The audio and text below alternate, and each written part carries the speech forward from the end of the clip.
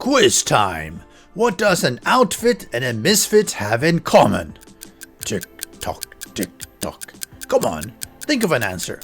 Well, if you're aware of some of the Alpha 20 reveals, you might have caught on to what I was referring to back of how the outfit system was deemed a total misfit by the community when it was first teased back in 2020. Huh? You say. So let me bring this back to the beginning. About a year ago, the Fun Pimps had a couple of developer streams. We thought it's going to lead up the release of Alpha 20, but the release seemed to have gotten pushed 9 months. During one of these sessions, Joel, Madmole, talked about the different character outfits of how they fit together and how they worked. Unfortunately, they seem to have depublished the actual videos, hiding all the goodie content from us.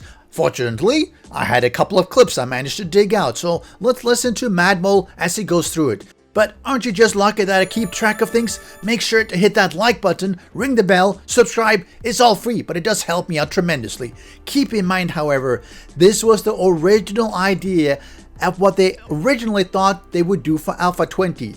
As highlighted in the forums, outfits have been pushed to Alpha 21. I suspect they decided they needed extra time, not just to balance, but to rework it to ensure that at launch the community would be more positive than the original responses were. But let's talk about that after we hear from Joel himself. Start showing some characters, and I'm going to explain the new character system to everybody. Okay. So what we're going to do, we're going to replace the UMA system with a brand new in-house character system, and we're going to do thematic outfits.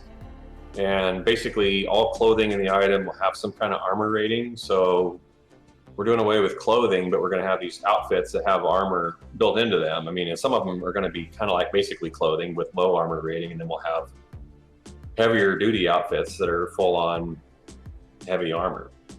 So each piece is going to come with a perk when you attach it, when you wear the object.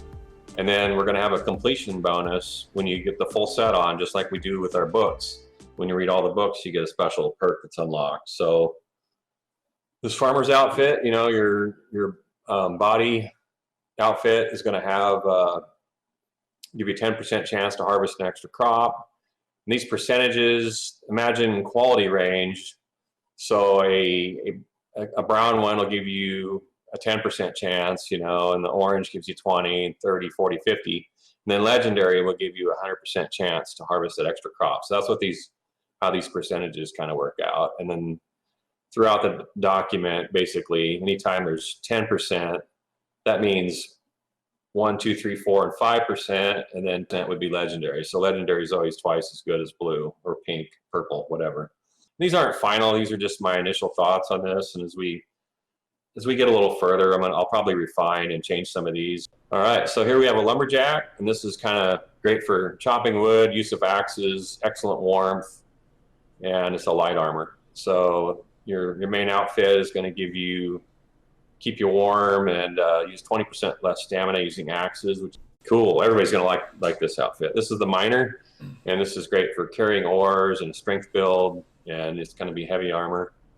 Miner outfit, crack rock like a pro in this mining outfit, use 20% less stamina with pickaxes. So, you know, all the guys who want to mine, you're going to want this bad boy. And these are going to just look fantastic too. This is one of my favorites here. This is the nerd outfit. It's going to be great for crafting, XP, intellect specialization, and it's heavy armor. So your lack of fashion sense gives you the ability to focus on your inventions. Items have 50% better stats when crafting, and that would be 50% for legendary. Obviously, you know, these are the stats prior to legendary.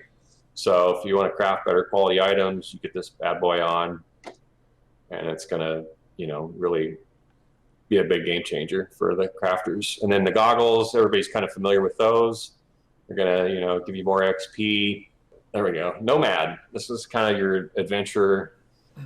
This suit's good for radiation, wandering nomadic style adventure, and it's heavy armor. So this guy is going to be main outfit, going to protect you from radiation and reduce your encumbrance by 10. Obviously, counting on the fact that we get radiation working in the Wasteland. So, and you start getting radiation damage, and that's kind of part of the plan. So we'll all see how that goes. And then the Scavenger, this is a light armor, and it's good for harvesting, scavenging, and carrying, finding good loot. So this involves replacing the character system. No more UMA, which hopefully means we can finally make better looking characters. The current system is super old, it's clunky, it's ugly, it's just not good enough. With all those HD zombies, I would rather look like a stripper than a survivor. Just saying. So it does combine clothing and armor type.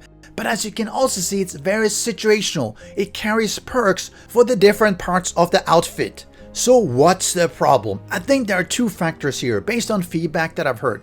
Firstly, people love having different armor types, be it leather, military, plate armor. While it was left open that we could be using those even within the outfit system, meaning you could put on plate armor or military armor, they wouldn't have any specific cool perks associated. As such, they would be a lot less cool and useful overall. People would thus be gravitating towards using the outfits to get those real perks, and then suddenly everyone looks the same. It simplifies it for sure, but it makes it more boring, less customization. Secondly, the initial balancing of the outfits needed a lot of work. While these were just the initial selection of it, it really showed the problem. Let's go back and review. Let's look at the farmer. You get extra seeds, you get extra this. Pointless.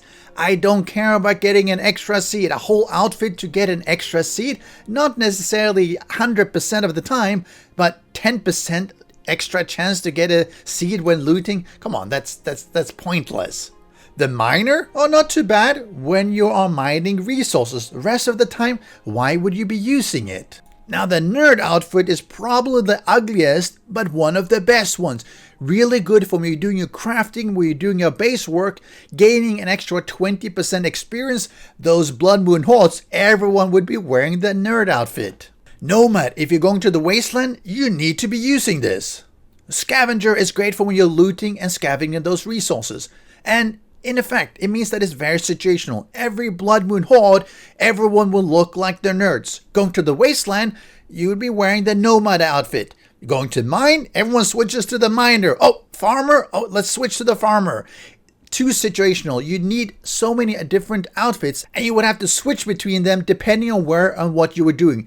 That by itself is not fatal, but it would need a much better armor outfit management system so I can two-click rather than one by one pulling off the gear, moving the mods over and re-equipping it. So it's fairly clear that the community disliked this system as it was originally presented.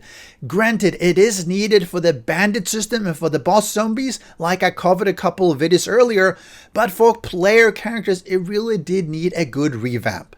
So with all of that out of the way, what will you do to fix it? Here are some thoughts from me. First off, I would consider how to detach the look and the actual outfit perks. Yes, I do know that's a pain, but otherwise you end up with everyone looking the same in the same situation, and that really is no fun. Secondly, consider ways to decouple mods from the cosmetic effect. As part of this, like why can't you just have a nerd look while still having rad protection? Set bonuses are cool and all, but it drives everyone down the same path of looking the same. It might be realistic to need to wear a full rad suit to be protected from radiation, but multiplayer games are also about being individuals. It's sort of like how currently you can wear a full plate helmet but have the cosmetic mod of the cowboy hat. Really cool.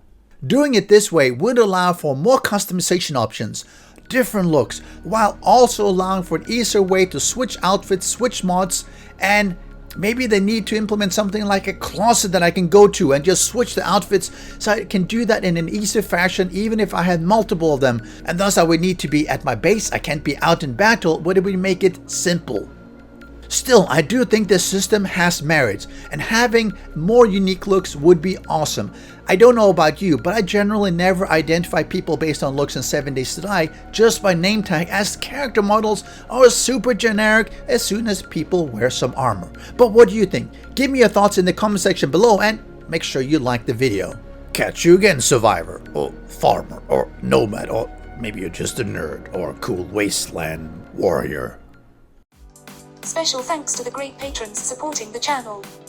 If you would like to join the Vedui community and support these videos, do follow the Patreon link.